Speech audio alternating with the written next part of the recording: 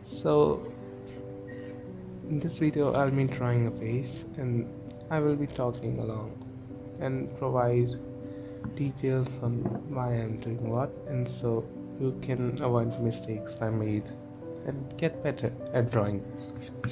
I usually don't do voiceovers, but I thought that just drawing would be boring for a video.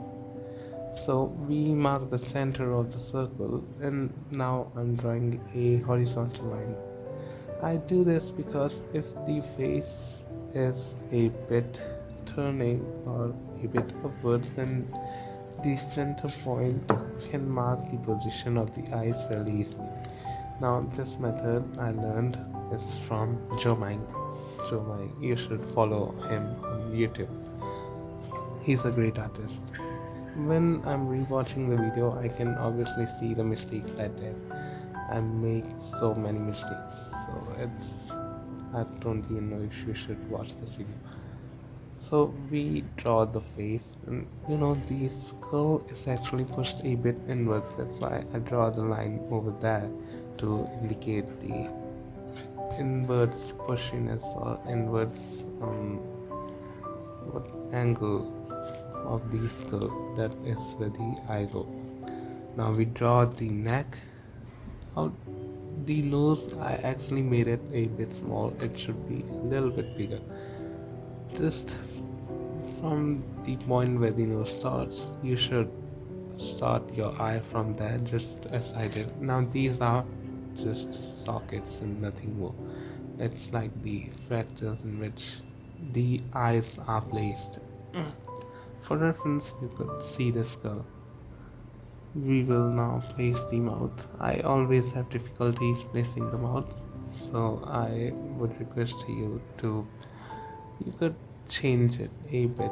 I'm not the best at mouths. Now this is our simple structure. I erased the center dot there.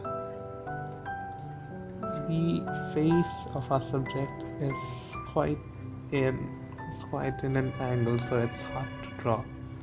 I didn't do much work on the eyebrows there, you can see obviously. Now because of the angle, the nose is slightly connecting. As I said, I should have made the nose a bit larger. So let's continue. From there on, we make the nostrils and the nose. The problem everyone has with nose is when it's an angle. How should we draw the nostrils? It's quite easy. It comes with practice, but for reference, I draw a circle and on top of that another circle. The smaller circle on top indicates the highest point of the nose. It connects the bridge and the nostrils, so it's quite easy to identify. Now the eyes will be placed right in the middle of the sockets. You can draw a line parallel to the line above that. Here are the eyes.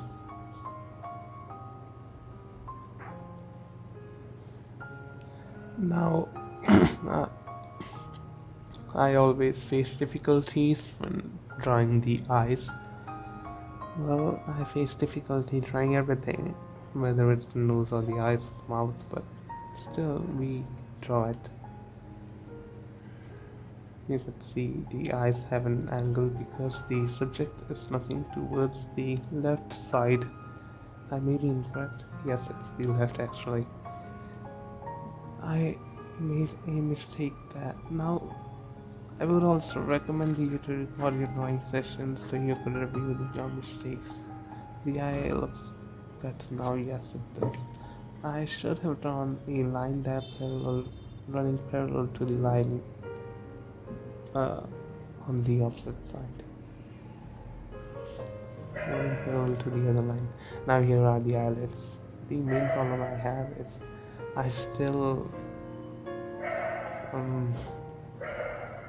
have problems with lines that are not confident. You should be confident in your strokes.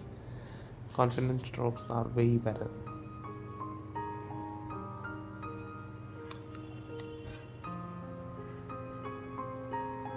Now this is a perfect circle, it's for the upper lip.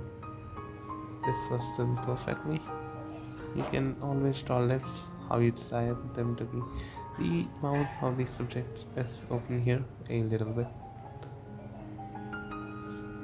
And now the bottom lip. You can shade here. I'm not that great at shading, but yes, shading should actually come at the end. Let's draw it.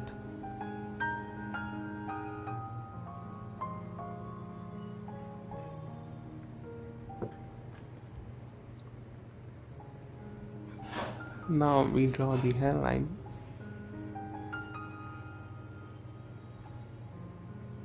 Now this video is quite old, but wow. Now I drew the hairline there. This video is quite old. I learned a new technique now in which you draw the base hairline and then draw hair on top of it. Hair is quite easy to draw. You should just flow while drawing it. It just comes automatically.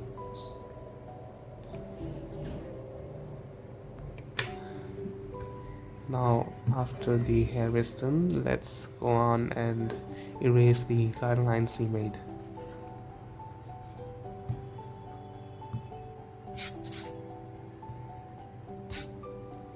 Now that we have erased most of the lines, I will proceed to outline the main lines which will form the face.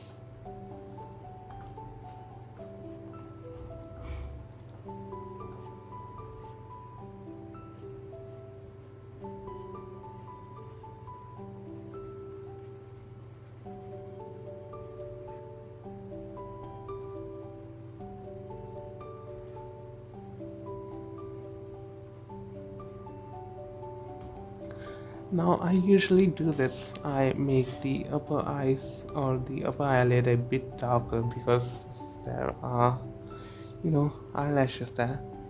The pupil is well placed from me. I have to praise myself for that. You should praise yourself every once in a while because your drawings are very beautiful and only you don't acknowledge that. After that, the bridge of the nose.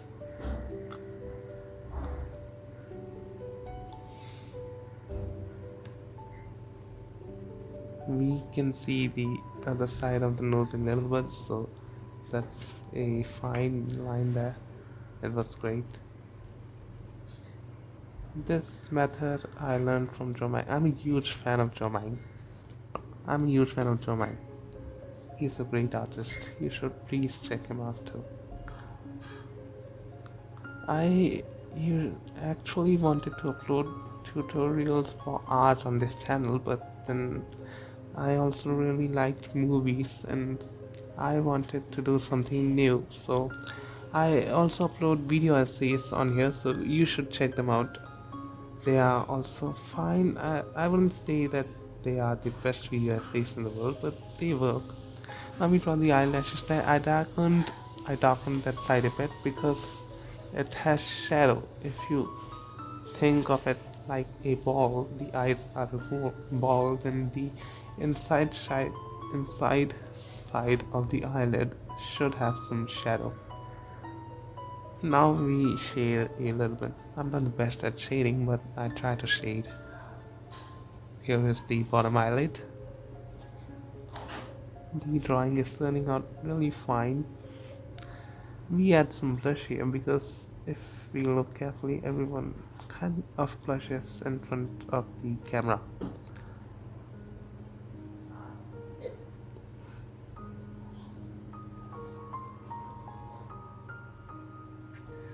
Now we will shade the nose. I really like this type of shading in the nose. I picked it up from Jo-Maeng again.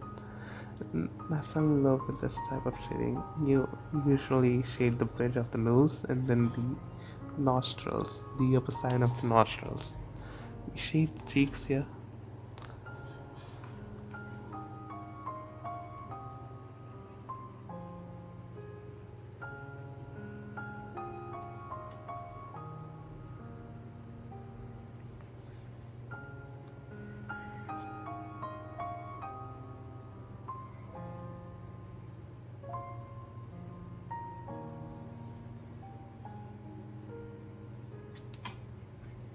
The one thing I kind of messed up is the mouth here. I kept erasing and then I ended up just shading whole lips, which is fine because I struggle, but I should have tried to find a better solution to that.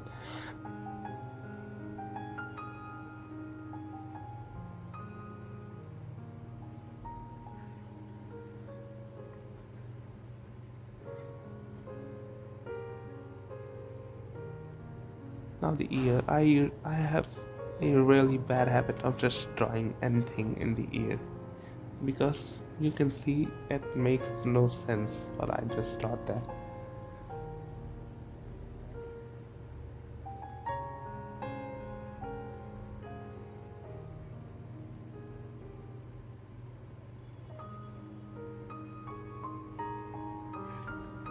Now fine details in the hair because it's hair.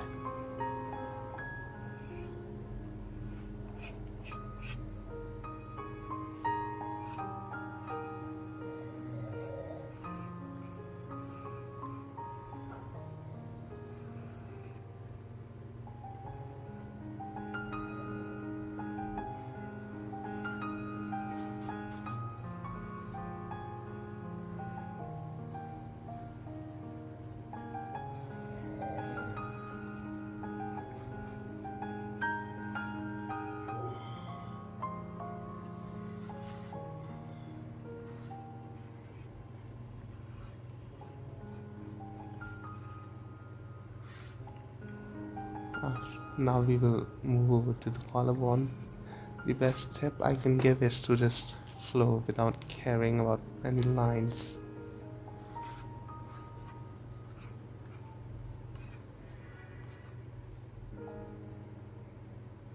We shade some more,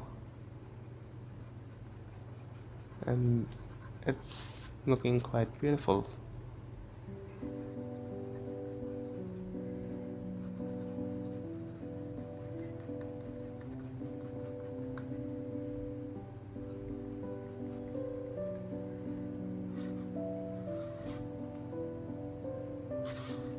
Let me zoom out a bit here. Yes, that's great.